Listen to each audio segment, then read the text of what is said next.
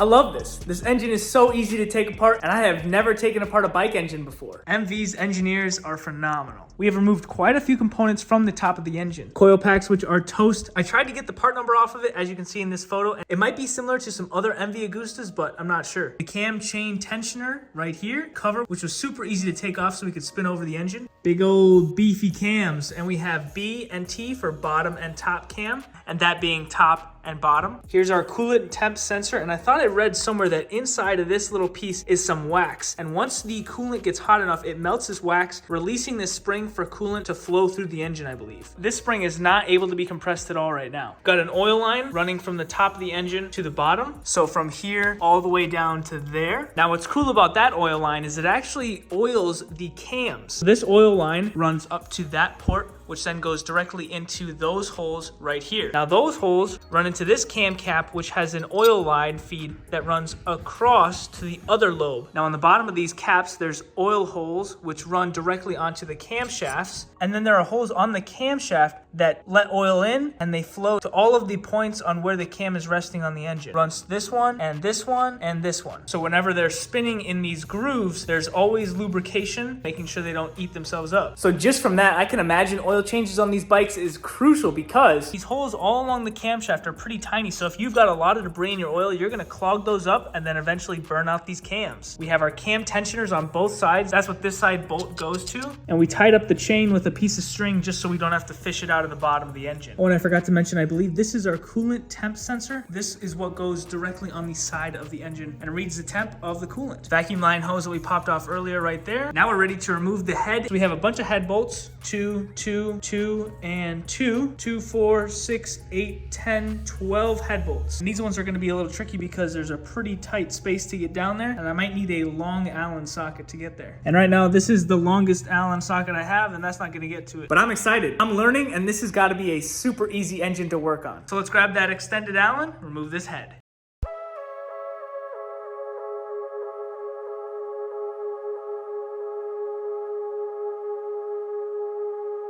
Dice is on the beat.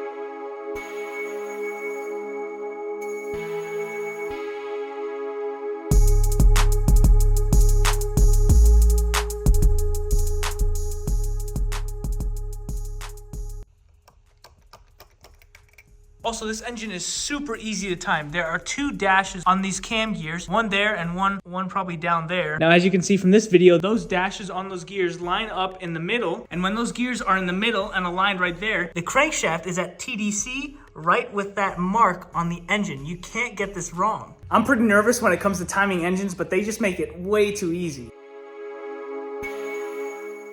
Well, it looks like I'm gonna have to wait to take off that head. These don't give me enough clearance to go fully in the bolt, and I don't want to strip the bolt out. But this was halfway stripping that bolt, so I'm not gonna use this. I need a flat one. So we'll take off the head later. But now, recently, a lot of you in the comments have been saying, CJ, where are you gonna get parts?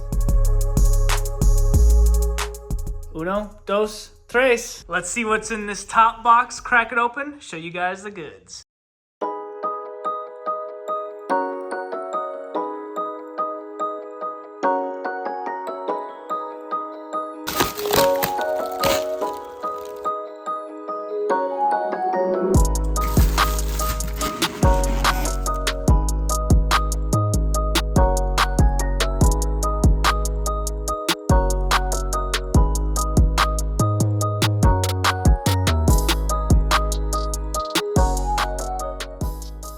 First parts box of many opened, and it's a brand new frame. Like you guys mentioned, metal, when it's heated up really hot, it loses the molecular structure of it. So obviously a new frame is key, especially at high speeds on a bike. And I mean, just look at the condition of this one. I got this frame from Evolution Bike in Italy. This frame came from overseas. It looks absolutely phenomenal. And did you guys see that packaging? Man, not a scratch on this thing. We're gonna set that frame aside for now and move back to the engine. We're gonna strip all the burned tubes, wires, you name it, off of the engine and clean it up.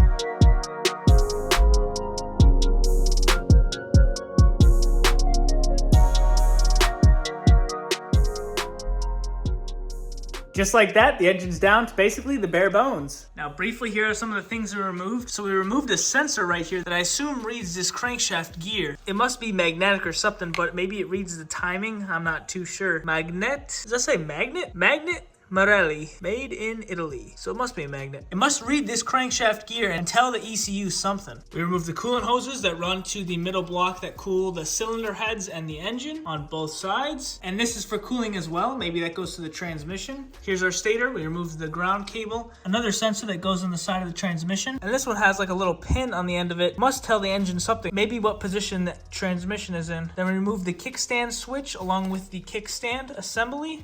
Pretty oily. And lastly, on this side, the brake master cylinder, I believe, it goes onto this rod that runs through the transmission.